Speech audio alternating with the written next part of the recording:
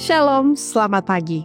Mari awali hari ini dengan semangat baru dengan mendengarkan Renungan Pagi.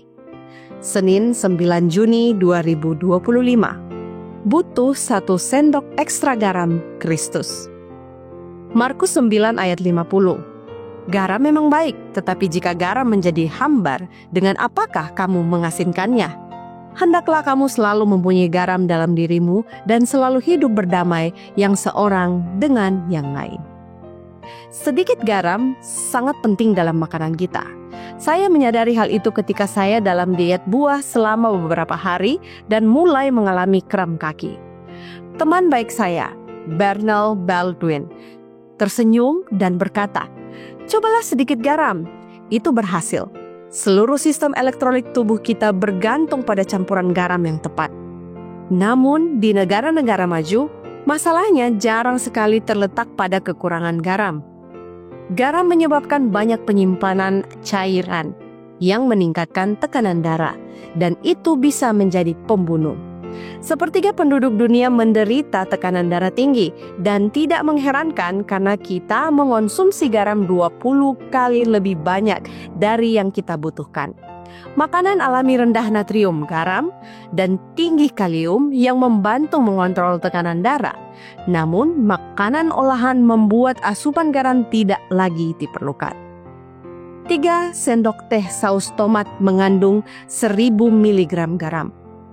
Acar dill 3000 mg garam. 1 sendok teh mengandung 5000 mg garam murni. Makanan olahan yang kita anggap sebagai makanan manis syarat dengan garam. 1 cangkir puding coklat Jell-O mengandung 1200 mg dan sepotong kue dapat dengan mudah melebihi 1000 mg. Hampir semua sayuran dan sup kalengan komersial adalah tambang garam. Jika Anda beresiko terkena tekanan darah tinggi, Anda bisa hidup 15 tahun lebih lama jika Anda berhenti mengasinkan makanan Anda. Dan ketika Anda melakukannya, kejutan, selera Anda terbangun dan Anda akan mulai menikmati rasa alami, makanan dan rasa herbal yang eksotis. Beberapa orang lebih sensitif terhadap efek berbahaya dari garam dibandingkan orang lain. Namun kita semua dapat memperoleh manfaat dengan menghindari tambang garam. Dalam kitab suci, garam merupakan bagian penting dari setiap korban persembahan perjanjian lama. Menandakan bahwa hanya kebenaran Kristus yang dapat membuat persembahan kita diterima oleh Tuhan. Lihat Imamat 2 ayat 13. Dalam perjanjian baru, Kristus menantang kita. Kamu adalah garam dunia. Matius 5 ayat 13. Di Palestina, garam digunakan untuk memberi rasa dan untuk mengawetkan. Itu dikumpulkan dari rawa-rawa di sepanjang pantai atau dari danau-danau daratan. Jika dibiarkan di atas tanah atau terkena hujan atau sinar matahari, garam yang larut itu akan tersapu pergi, hanya menyisakan kotoran yang hamba. Dengan kata lain, rasanya hilang.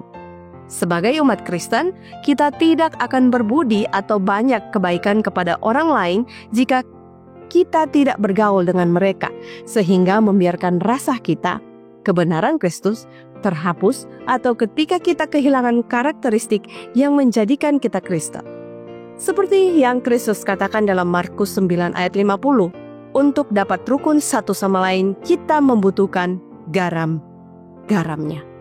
Mintalah kepada Kristus sesendok ekstra dan lihatlah perbedaan apa yang dapat terjadi pada hidup Anda hari ini. Kai Kusma.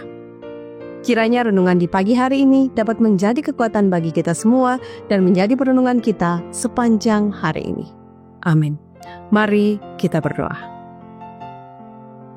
Bapa kami dalam kerajaan surga, terima kasih untuk firman Tuhan di pagi hari ini. Kiranya berkat Tuhan boleh menjadi bagian kami sepanjang hari ini. Inilah doa kami, hanya dalam nama Yesus kami telah berdoa. Amin. Demikianlah renungan pagi hari ini. Silakan share video ini dan subscribe YouTube channel Cornelius Media dan follow kami di Instagram dan Facebook @corneliusmedia. Tuhan memberkati kita semua. Sampai jumpa esok hari.